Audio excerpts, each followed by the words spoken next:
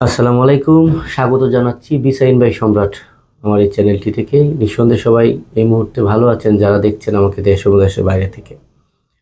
আজকের ভিডিওটি খুব সংক্ষিপ্ত এবং ইন্টারেস্টিং হতে যাচ্ছে এবং এই ভিডিওটা তৈরি করছি যারা বিশ্বাসী তাদের জন্যই শুধু। তো ইনশাল্লাহ সুসংবাদও থাকবে, পাশাপাশি আপনাদের সাথে একটা খুব গুরুত্বপূর্ণ এবং আপনাদের জন্য বিশাল একটা সুযোগ দেওয়ার জন্য কিন্তু আজকের এই ভিডিওটা তৈরি হচ্ছে। প্রথম যে বিষয়টা বলবো, আমি গত ভিডিওটা করেছিলাম বুলগেরিয়া নিয়ে। বুলগেরিয়াতে হচ্ছে আপনারা আমাকে অনেকেই প্রশ্ন করেছেন ইনফরমেশনগুলোর জন্য।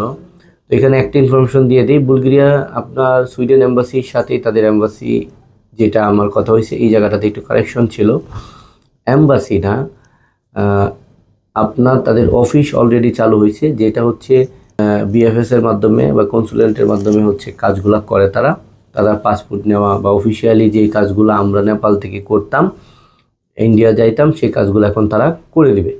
সো ওয়ান কাইন্ড অফ ওই যে কাজগুলো আমরা অ্যাম্বাসিতে যাওয়ার জন্য ফেস হওয়ার জন্য যেটা বাংলাদেশের বাইরে যাইতে হইতো সেটা যাওয়া লাগবে না, এখন এই কাজগুলো বাংলাদেশ থেকেই হচ্ছে। গুলশান 2-তে ওই সুইডেন এম্বাসি আর হচ্ছে বুলগেরিয়ার এম্বাসি তারা একই বিল্ডিংয়ে।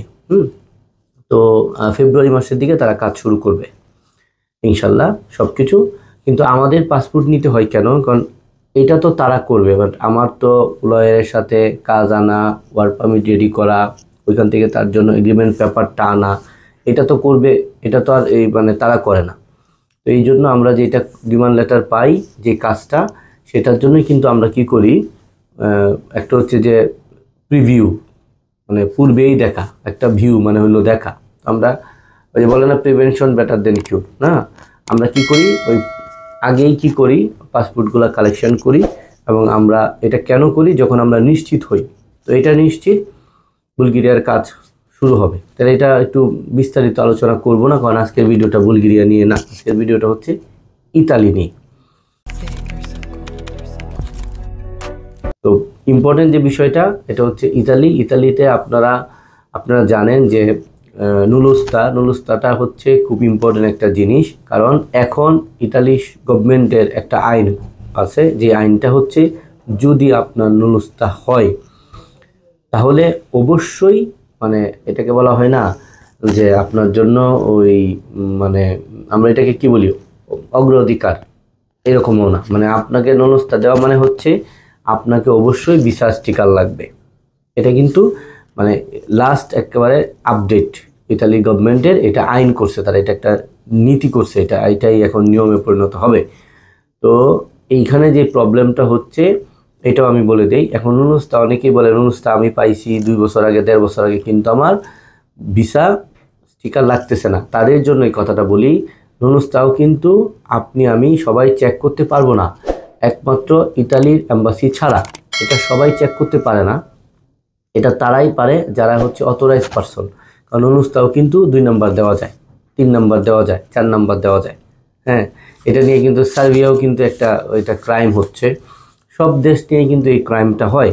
তাহলে আপনাদেরকে এখন যে অফারটা দিচ্ছি, আমাদের এই নুলুস্তা আসার পরে যদি এম্বাসি ডেট আপনাকে কেউ নিয়ে দিতে পারে, তার অবশ্যই ভিসা লাগবে, তখন তার সাথে আপনি লেনদেন করতে পারেন। তাহলে এখন যে বিষয়টা বলতেছি এটা খুব মনোযোগ, খুব খেয়াল। আমি ইতালিতে বই নেব 20টা, এবং 20টা বইয়ের থেকে একটা বই থেকে 5 টাকাও আমি নিব না। আপনারা আমাকে শুধু পাসপোর্ট দিয়ে যাবেন। নুলুস্তা হওয়ার পরে আমি এম্বাসি ডেট আপনাকে দিব, তখন আপনি আমাকে টাকা দিবেন।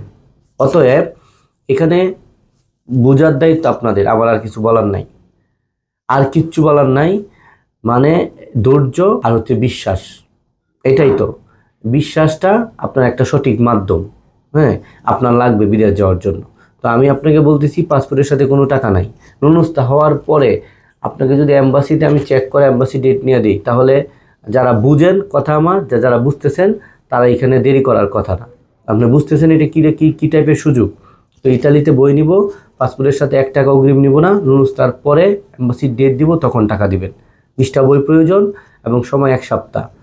যারা এখানে কোনো কথা নাই, আমার ভিডিও যারা দেখতেছেন, আমাকে যারা চিনেন, যারা এখন নতুন দেখবেন এবং আগে আমার সাথে যারা আছে, সবাইকে বলতেছি, আমার যারা এজেন্ট আছেন, আমার যারা আমার সাথে যারা কাজ করতেছেন, আমাকে যারা পাসপোর্ট ইতিমধ্যে জমা দিয়েছেন, সবার জন্যই সুযোগ। ইতালিতে পাসপোর্টের সাথে কোনো টাকা নিব না। নুলুস্তা আসার পরে, ডেটের পরে হচ্ছে টাকা, এই হচ্ছে অফার। তো এর মধ্যে সার্বিয়ার কাজ যেহেতু আমি করি, সার্বিয়ার একটা তথ্য দিয়ে দিই। সার্বিয়াতে হচ্ছে এই মাসের মধ্যে, মানে এই মাসের 7 তারিখ পর্যন্ত হচ্ছে এম্বাসি বন্ধ ছিল, 7 তারিখে এম্বাসি ওপেন হয়, এবং হচ্ছে 10 তারিখ থেকে মূলত তারা কাজ শুরু করে।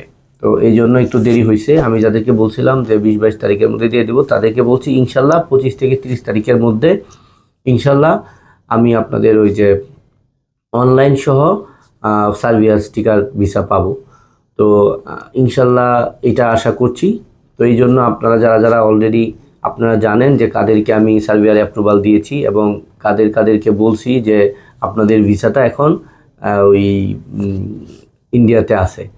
তো ইন্ডিয়াতে আছে আপনাদের পাসপোর্টটা, সেখান থেকে হচ্ছে ভিসা স্টিকার লেগে ভিসা আসবে, 3 দিনের মধ্যে অনলাইন হয়ে যাবে। তো এটা হচ্ছে গেল এক। ধন্যবাদ সবাইকে, ভালো থাকবেন, দোয়া করবেন আমার জন্য, একজন সবার জন্য, সবাই একজনের জন্য। আসসালামু আলাইকুম।